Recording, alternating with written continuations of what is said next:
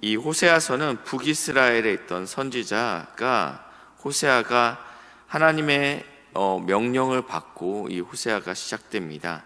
이 명령은 우리가 잘 알고 있는 음란한 여인 고멜을 맞이하여 그와 함께 결혼하라라는 우리가 알 수 없는 그러한 명령을 하나님께서 하셨습니다.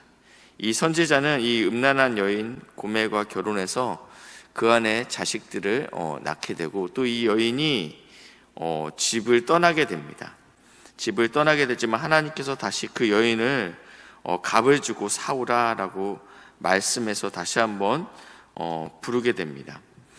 저희가 6장을 읽었지만 5장 13절부터 좀 같이 보셨으면 좋겠는데요. 5장 13절입니다.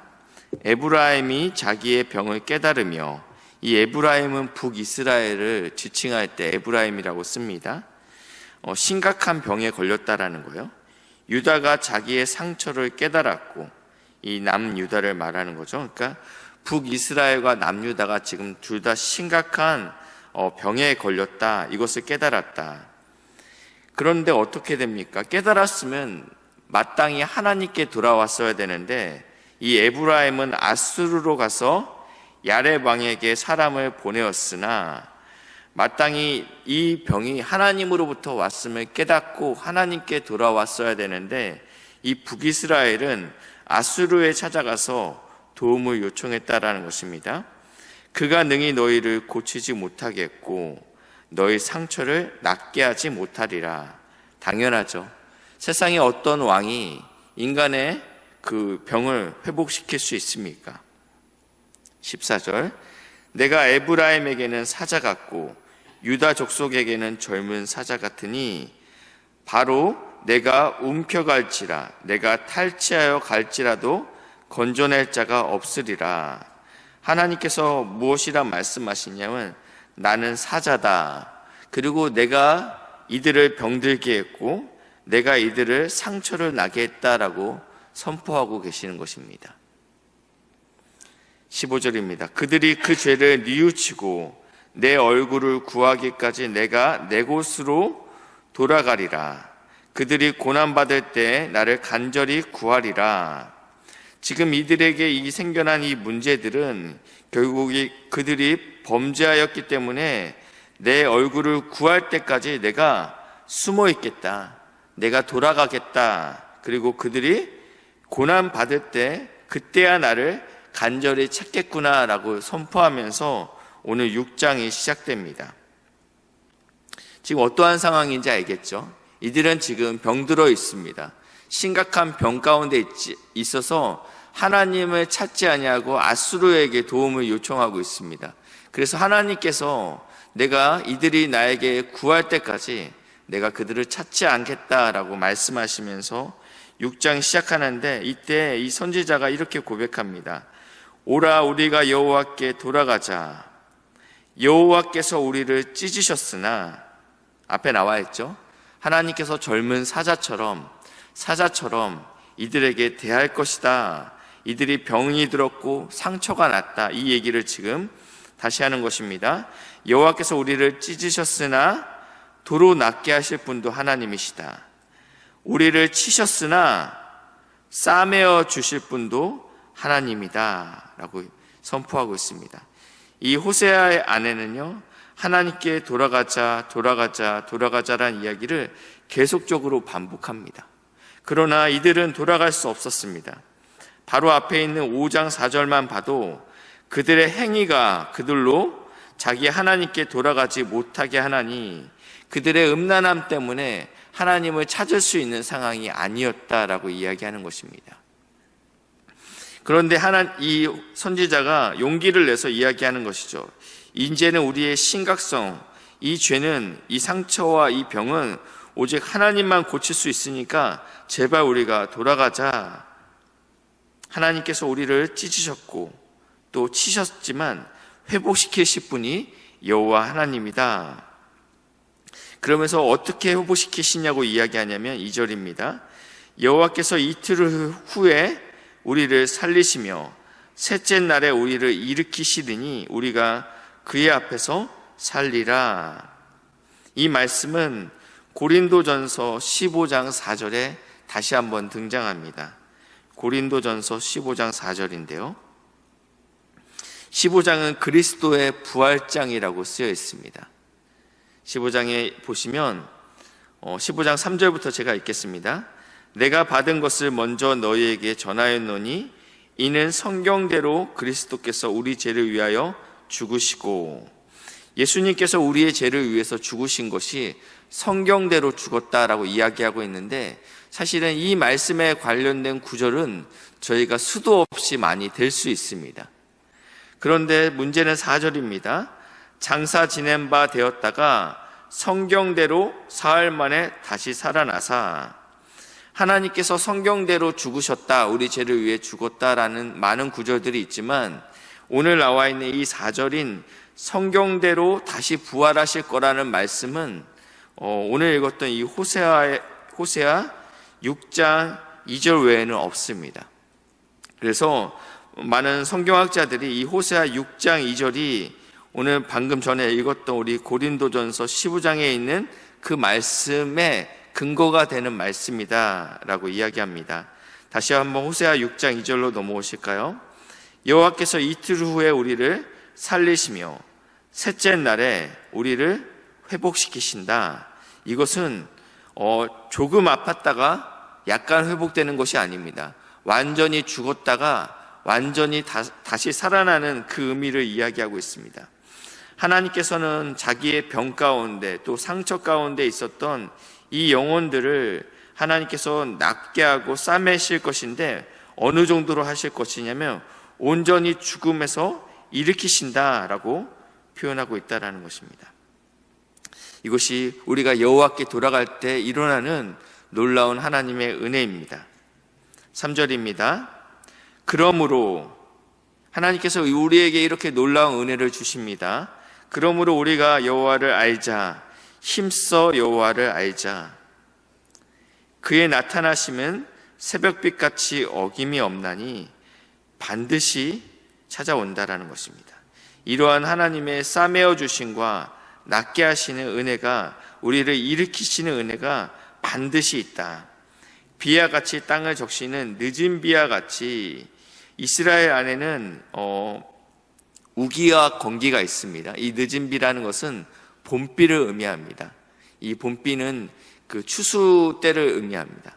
그러니까 우리나라 같으면 봄에 씨를 뿌리고 가을에 걷겠지만, 이스라엘 백성은 가을에 뿌리고 이 봄에 이 늦은 비가 올 때 모든 결실들을 걷게 됩니다.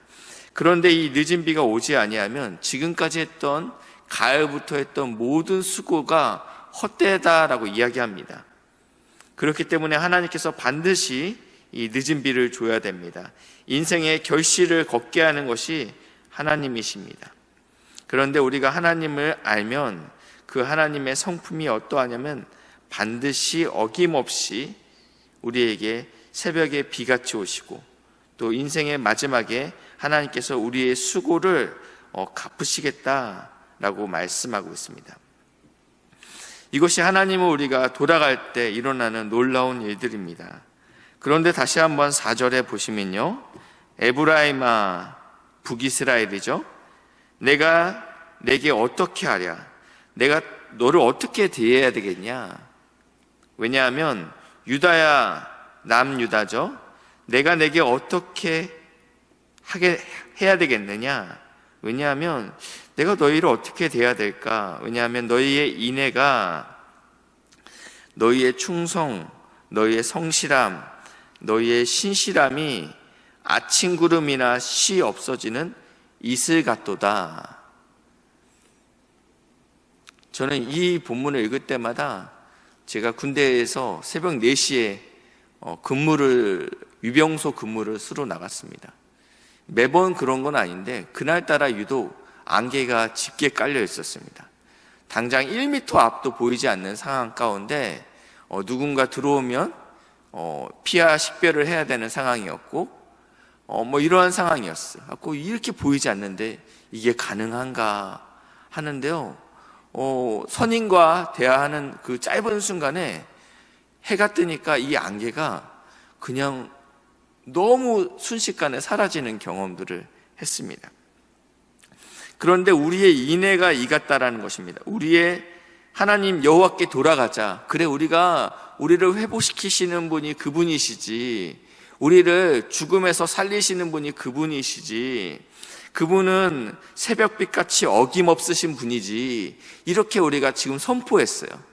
그랬는데 그 고백이 지금 그 하나님을 향한 그 인애, 하나님을 향한 신실함, 내가 이제는 하나님께 신실하게 돌아가야 되겠다는 이 인애가 아침의 구름같이 사라졌다라는 것입니다.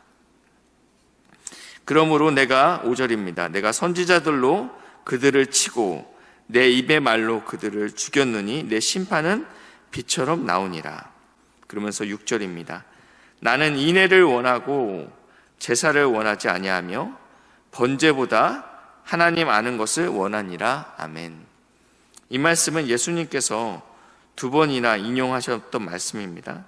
마태복음 9장과 12장에 인용하셨는데, 나는 긍휼을 원하고 제사를 원하지 아니하며, 12장에는 나는 자비를 원하고 제사를 원하지 아니한다 라고 표현하고 있습니다.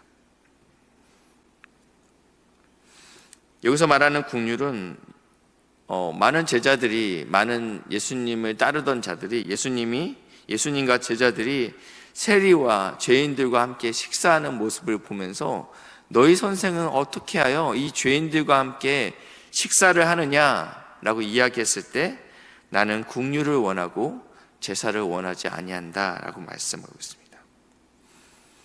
이들에게 필요한 것은 인애였습니다. 긍휼과 자비를 우리에게 원하신다라는 것입니다.